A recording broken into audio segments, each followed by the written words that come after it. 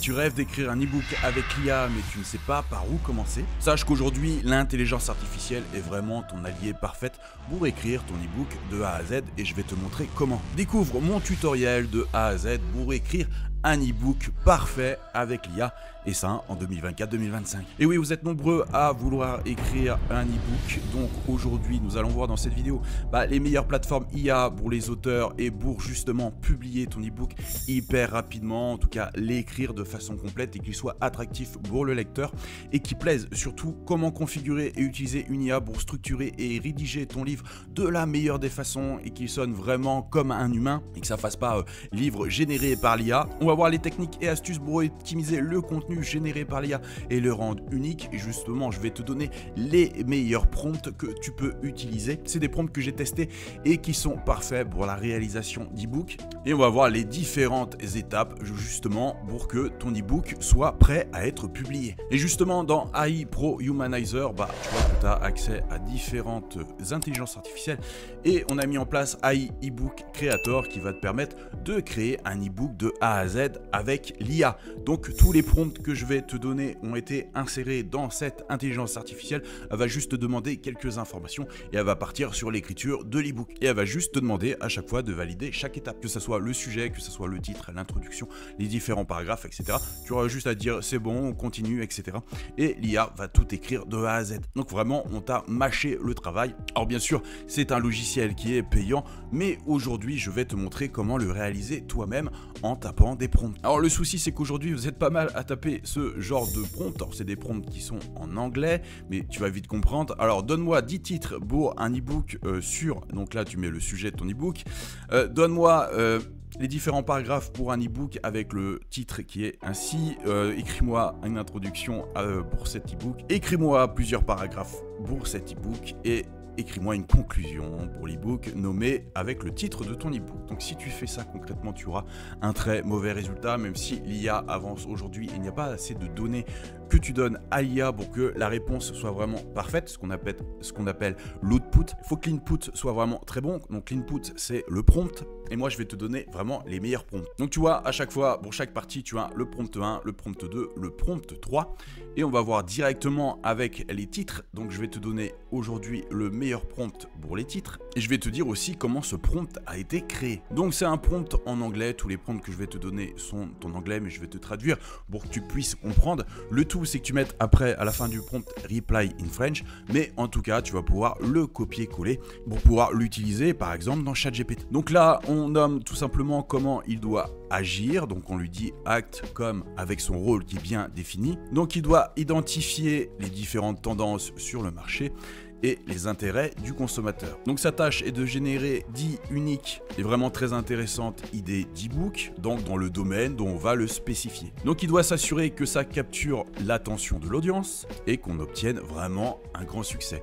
Tu vois que par rapport au prompt de base, on est vraiment très éloigné entre la simple phrase et là vraiment des instructions très précises. Donc il doit considérer les demandes du marché, les différentes tendances et le potentiel sur le long terme. Bien sûr, s'il est écrit un e-book qui sort sur une tendance qui est vraiment très courte, très éphémère, ton e-book se vendra sur une courte période. Voilà, là on lui demande vraiment qu'il cherche quelque chose qui s'éloigne du tout ce qui est contenu générique qu'il y a sur le marché. Et vraiment, il faut qu'il s'assure que ça résonne avec notre marché cible. Donc là, on va lui dire qu'on va lui fournir ces différentes données. Et c'est là, tu vois que entre crochets, il va falloir que tu mettes ces données-là. Donc, il va falloir que tu mettes ta niche. Il va falloir que tu mettes l'audience cible.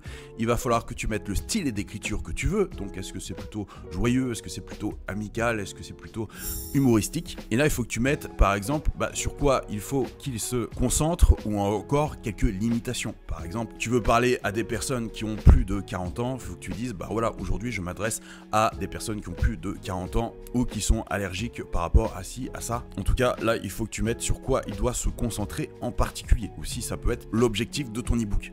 Donc mon objectif par rapport à cet e-book est qu'ils prennent mon produit premium qui s'appelle, voilà, et là tu donnes le nom de ton produit. Donc ça, c'est le prompt pour les idées de titre. Maintenant, on va voir le prompt pour tout ce qui est chapitre. Donc c'est le prompt numéro 2. Donc oublie pas de mettre reply in French. Donc tu pourras mettre pause de toute façon pour pouvoir voir et recopier les différents prompts. Donc là, on a mis act comme un auteur à succès.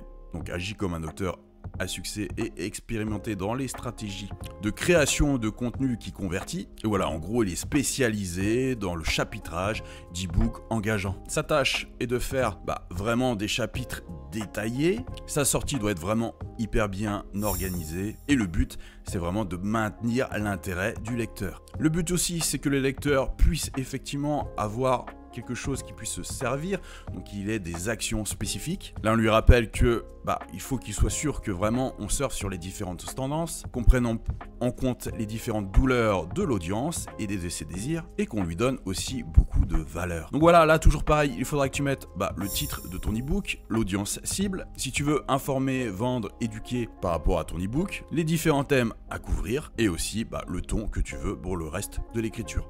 Donc pareil, humoristique, informatif, etc. Et là, on lui rappelle que voilà, fais en sorte de considérer hook, c'est vraiment une accroche forte qui capture l'attention, et fais des recommandations sur comment se servir de l'e-book pour vraiment que les lecteurs soient satisfaits et engagés encore plus. Donc voilà, les instructions sont vraiment archi précises par rapport à seulement write me, donne-moi des chapitres pour l'e-book avec tel titre. Là, on est vraiment sur un stade beaucoup plus élevé. Et là, avec cet input-là, tu peux avoir une sortie vraiment incroyable par rapport à l'intelligence artificielle, car tu as donné vraiment des données très précises. Donc, même chose pour l'introduction. On va retravailler le prompt pour avoir un prompt beaucoup plus précis. Alors, je le rappelle, si tu veux pas t'embêter à taper tous les prompts, tu peux très bien utiliser AI Pro Humanizer. Aujourd'hui, on est sur un prix vraiment très bas pour une utilisation illimitée. 49 $, ça fait à peu près du 47, parce que c'est un peu moins cher en euros, 47 € par mois pour une utilisation illimitée. Donc tu vois que c'est vraiment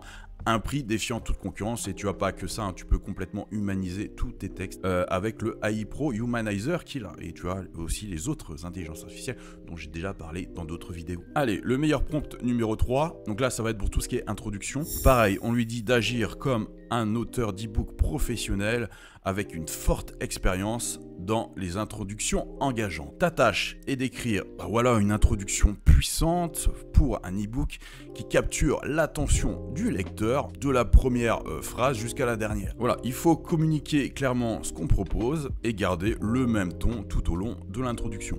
L'introduction doit clairement établir notre crédibilité, mettre en valeur le problème principal de l'audience à laquelle on s'adresse, et bien sûr motiver l'audience pour qu'elle continue de lire l'e-book. Donc voilà, pareil, on va lui fournir le titre, l'audience cible, vraiment ce qu'on veut par rapport à l'e-book, si c'est informer, vendre ou éduquer, le problème qu'on essaye de résoudre, le ton et le style, donc vraiment informatif, etc. Et là, tu mets la valeur de l'e-book ou une proposition de vente unique. Donc vraiment, il faut qu'il s'engage à ce que l'introduction soit engageante et persuasive, avec un hook puissant qui garde l'attention du lecteur. Et voilà, il faut qu'il s'assure aussi qu'il y ait une certaine transition de l'introduction au premier chapitre, pour vraiment qu'il ait envie de lire. Donc voilà, on a vu le meilleur prompt pour les idées, pour le chapitrage et pour l'introduction. Maintenant, on va voir le prompt pour les paragraphes, les différents paragraphes, et pour la conclusion. Donc ces prompts-là, tu as juste à les copier-coller dans ChatGPT. Donc vraiment très simple. Tu rajoutes bien entendu reply in French, parce que forcément on a un prompt qui est en anglais. Moi je trouve que ChatGPT est bien plus fort avec les prompts en anglais que les prompts en français, parce que de toute façon ChatGPT est un outil à la base anglophone. Donc effectivement, dès que tu utilises la langue de Shakespeare, ça commence à marcher beaucoup mieux que en français. Alors maintenant, pour tout ce qui est paragraphe, donc acte comme un auteur d'e-book professionnel qui est basé sur le content, donc le contenu assez long, qui permet d'engager et d'informer le lecteur. Ta tâche est de d'écrire des paragraphes détaillés for a specific section of an e-book, donc pour une section spécifique de l'e-book. Le paragraphe doit explorer le sujet principal et de maintenir vraiment l'attention du lecteur. Chaque paragraphe doit vraiment être focus sur délivrer vraiment de la valeur et des exemples et vraiment des actions qui peuvent être faites immédiatement. Donc pareil, tu vas mettre le titre, sur quoi se concentre l'e-book, ton audience principale, toujours pareil, le ton à donner à l'ebook, les différentes idées que tu veux donner par rapport à ce paragraphe et la longueur du paragraphe. Donc voilà, là tu mets le nombre de mots que tu veux. Alors tu n'es pas obligé de remplir, hein, s'il y a certains points tu sais pas quoi mettre, tu mets rien, mais en tout cas si tu remplis la plupart des données, ça sera beaucoup plus précis, parce que si tu veux quelque chose de long et que tu mets rien dans le nombre de mots, il peut te faire un paragraphe assez court. Avant que je te donne le meilleur prompt numéro 5, pour la conclusion, sache que tu peux avoir ces prompts-là, j'ai réuni ça dans un petit dossier. Tu as le lien qui est en premier commentaire de cette vidéo. Tu auras juste à remplir un tout petit questionnaire pour savoir sur quel contenu est susceptible de te plaire, quel est le meilleur contenu pour toi sur cette chaîne, que je puisse vraiment faire des vidéos ultra personnalisées et qui répondent aux attentes de mon audience. En fait, c'est en gros pour mieux vous connaître. Et à la fin, tu auras accès à ça, à un fichier Word où tu auras tous les prompts décrits. Donc, tu n'auras plus qu'à les copier-coller dans ChatGPT. Alors là, je ne vais pas te relire la même chose pour la conclusion, mais tu as compris le principe. On lui a dit d'agir comme quelqu'un qui écrit des meilleures conclusions possibles, d'engager le lecteur, que ça soit vraiment qui ait beaucoup de valeur et qui ait aussi un call to action pour la prochaine étape. Donc c'est pour ça que là on te dit voilà, call to action, or final message, si tu veux les rediriger vers quelque chose, donc vers un produit par exemple. Et après c'est un peu toujours la même chose, hein. C'est ebook title, vraiment les différents points à prendre en compte et le ton que tu veux donner. Après tu as plusieurs choix, c'est soit effectivement le mettre dans un fichier Word que tu convertiras en PDF. D'ailleurs on verra comment faire une couverture d'ebook, je te montrerai comment faire ça dans une prochaine vidéo. Tu peux utiliser Sajda aussi qui est complètement gratuit, donc tu as plus qu'à copier-coller, à faire texte, à copier-coller. C'est un éditeur de PDF en ligne. Faudra pas que tu oublies de mettre ta couverture en première page, mais de toute façon tu vois tu peux insérer la première page, etc. Insérer la page ici.